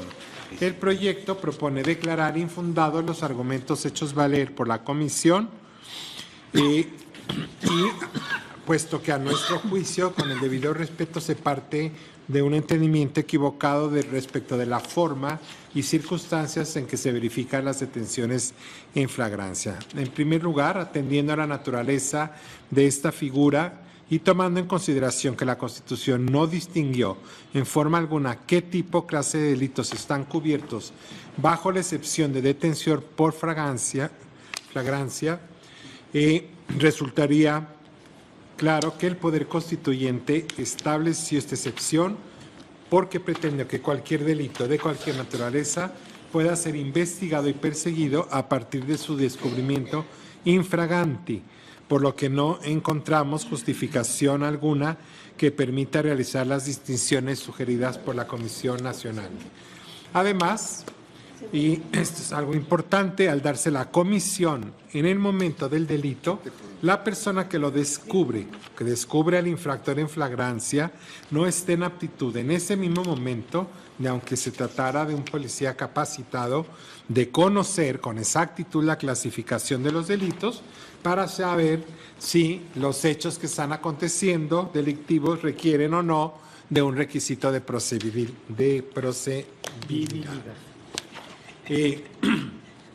Y por último, otro de los argumentos es que a pesar de que la Constitución Federal autoriza que la retención puede ser hasta por 48 horas, este artículo impugnado establece un plazo más benéfico de 12 horas como máximo, contadas a partir de la notificación a la víctima y el ofendido, para que en el caso de así desearlo presenten la querella, y que en el supuesto de que no lo puedan localizar, esta detención no se puede prolongar por más de 24 horas, insisto, muy por abajo del término constitucional máximo de 48 horas para la detención. Entre estas y otras razones, el proyecto propone declarar infundado el agravio. Gracias, presidente. Gracias, señor ministro. Está a su consideración, señores ministros. No hay observaciones. Luego, entonces, les pregunto si en votación económica se aprueba. Queda aprobado este punto. Si es tan amable, señor ministro Lainez, de hacer la presentación del siguiente punto. Sí, claro que sí, señor presidente.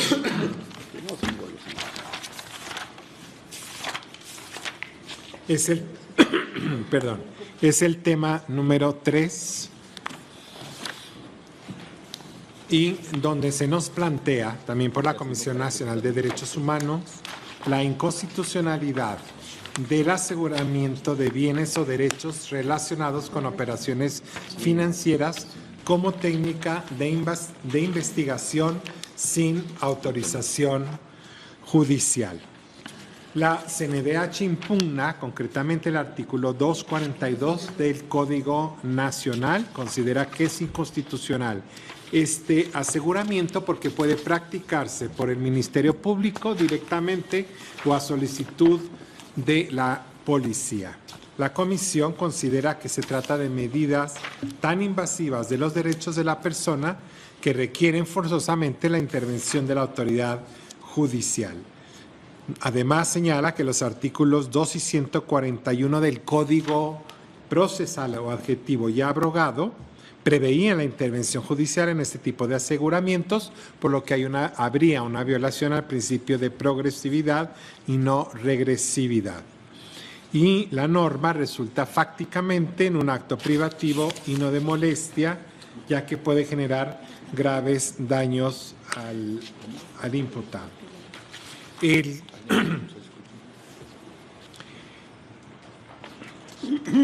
proyecto propone declarar fundado en este punto los argumentos de la Comisión Nacional de Derechos Humanos y considera que efectivamente es inconstitucional este artículo por permitir este aseguramiento de bienes o derechos relacionados con operaciones financieras sin autorización judicial. Primero, se parte y se hace un estudio de lo que fue la introducción de la figura del juez de control y cómo juega un papel central en la autorización de las distintas medidas de investigación que violentan o que pueden ser en detrimento de los derechos humanos. En primer lugar, el Código Nacional de Procedimientos Penales considero fue congruente con el estándar constitucional y la exigencia de que un juez de control pueda autorizar estos actos de molestia. Por una parte, en el artículo 52 del Código se establece de manera categórica que todos los actos de investigación que impliquen afectación de derechos establecidos en la Constitución requieren autorización previa del juez de control. Este artículo, si ustedes lo ven,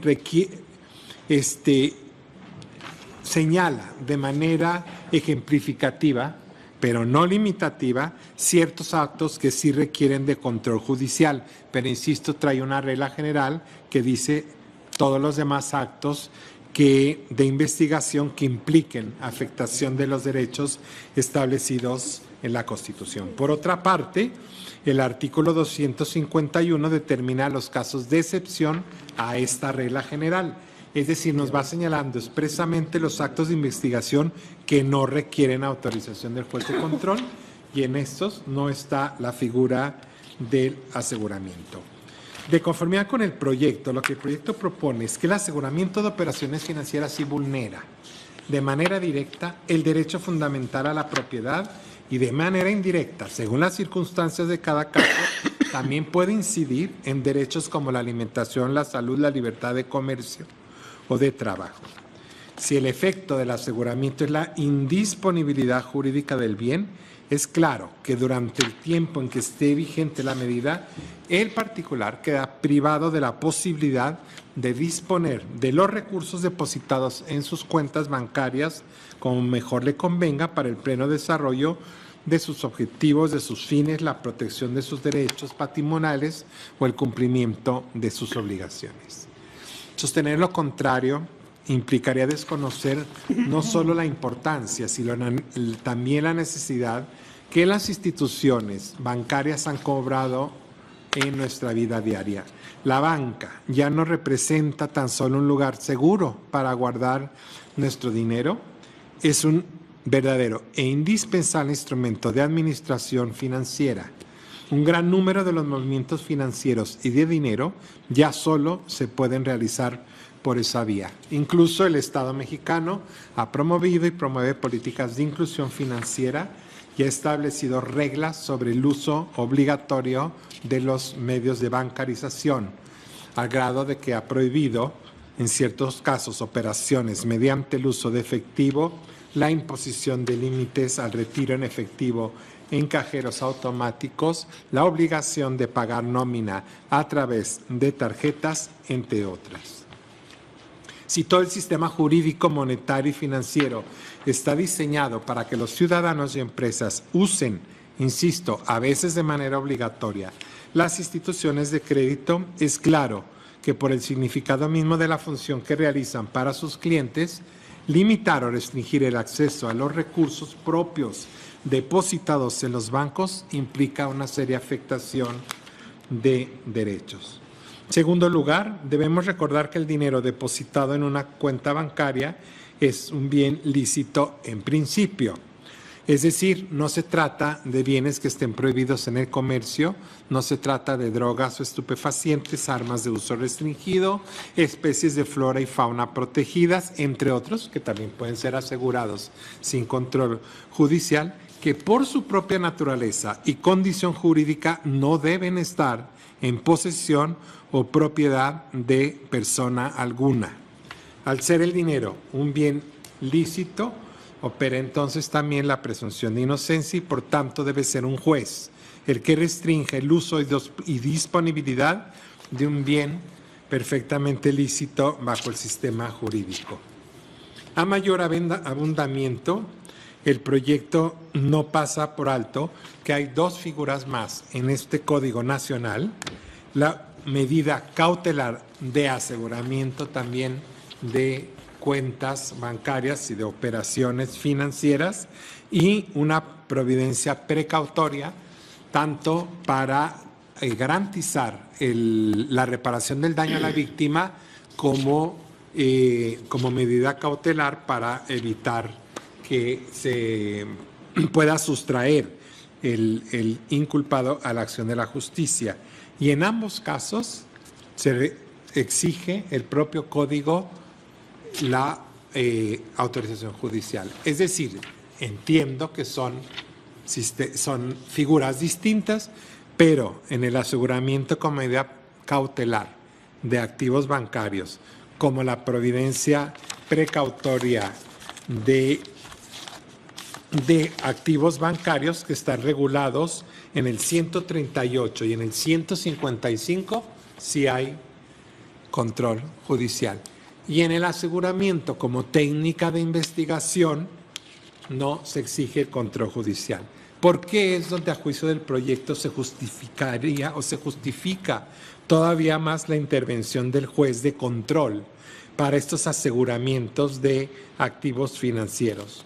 Entre otras cosas, primero, en ese momento apenas se están reuniendo los indicios necesarios para el esclarecimiento de los hechos. Segundo, no se requiere que exista una posibilidad de que el imputado sea el responsable del delito en cuestión, pues lo que se pretende es asegurar los instrumentos, objetos o productos del delito.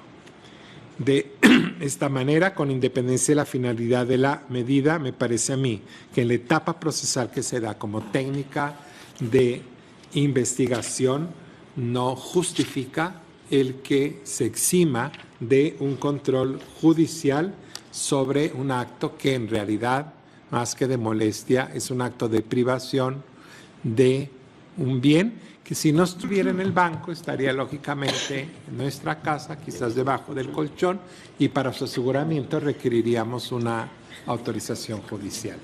Sería brevemente la explicación de este apartado, presidente. Muchas gracias, señor ministro. Me pide la palabra el señor ministro Cosío y entiendo que algunos otros ministros, como el ministro Medina Mora, pero faltando ya muy poco tiempo para terminar esta sesión, yo creo que lo conveniente es que expongamos nuestras argumentaciones en la próxima sesión pública ordinaria, el próximo jueves, para la cual los convoco desde ahora, y voy a levantar la sesión. Se levanta la sesión.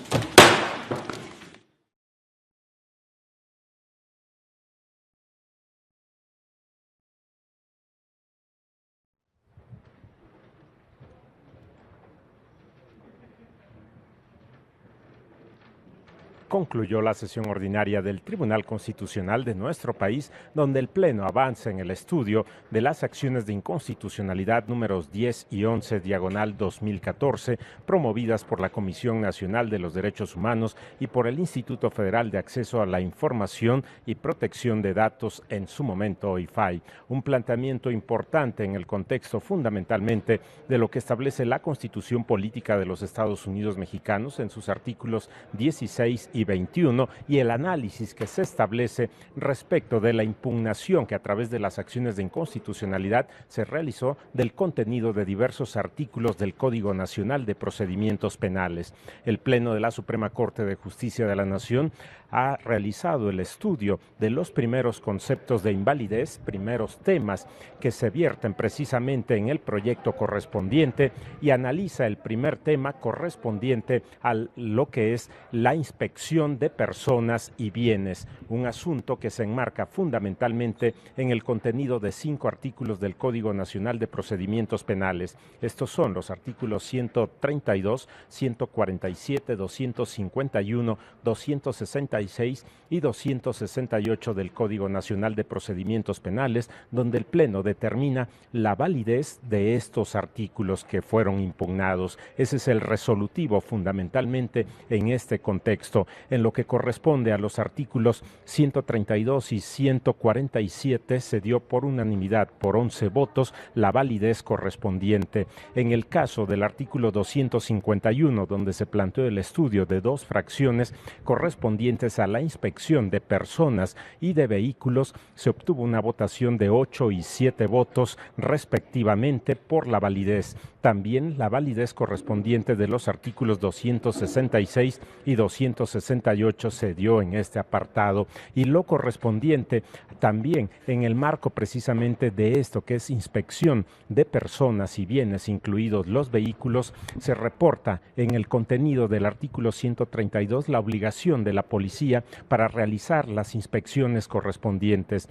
También la detención en flagrancia como uno de los elementos que lleva precisamente a la inspección es el contenido del artículo 147, y las fracciones correspondientes del artículo 251 en la inspección de personas y de bienes fue otro de los apartados correspondientes, y los artículos 266 y 268 también en esta materia.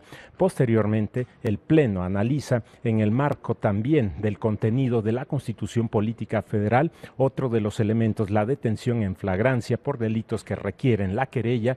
Aquí se analiza el contenido del artículo 148 del Código Nacional de Procedimientos Penales, donde se determina su validez. Este es el resolutivo en este segundo tema, y posteriormente el Pleno avanza en el estudio del tercer tema, que es el aseguramiento de bienes relacionados con operaciones financieras. Sobre este tema continuará en la siguiente sesión ordinaria el análisis del artículo 242 del Código Nacional de Procedimientos Penales. Estos son los 3 temas que analiza el Pleno del Tribunal Constitucional de nuestro país, con un importante estudio que se realizó fundamentalmente del contenido del artículo 16 y la armonización con el artículo 21 de la Constitución Política Federal, y donde también resultaron elementos valiosos en el aspecto procesal de lo que establece la ley reglamentaria del artículo 105, fracciones primera y segunda de la Constitución Política Federal, respecto de los resolutivos planteados en el primer tema, y que en su momento derivarán del engrose correspondiente